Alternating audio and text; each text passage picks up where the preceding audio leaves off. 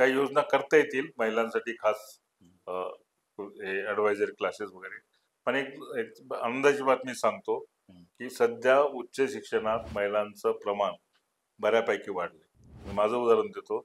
लखनौला मी ज्यावेळेस कुलगुरू झालो तेव्हा साधारणतः आमच्या विद्यापीठ कॅम्पसमध्ये 28-30 हजार विद्यार्थी होते. 45 का 46% मुली होत्या. 3.5 वर्षांनी ज्यावेळेस सोडलं त्यावेळेस 52% मुली होत्या. हाच अनुभव तुम्हाला पुणे विद्यापीठात दिसेल, सगळीकडे दिसेल. प्रमाण खूप वाढलंय. त्याचं कारण मुली नुसतं हुशार नाही तर ते सिन्सिअर असतात. बरोबर. मुलं काय झाले ते टेक्नॉलॉजी याच्यामुळे त्यांना डायव्हर्शन खूप झाले.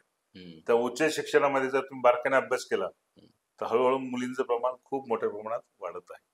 त्यांना आता फक्त एकच आहे की त्यांना दर्जेदार शिक्षण दिलं पाहिजे, परवडणारं शिक्षण दिलं पाहिजे. नाहीतर काय होतं, पालक मुलीवर जास्त पैसे खर्च करायला तयार नसतात. तर मुलींना परवडणारं दर्जेदार शिक्षण उपलब्ध करून दिलं पाहिजे. मुली संख्येने मोठ्या प्रमाणात उच्च शिक्षणात यायला सुरुवात झालेली आहे.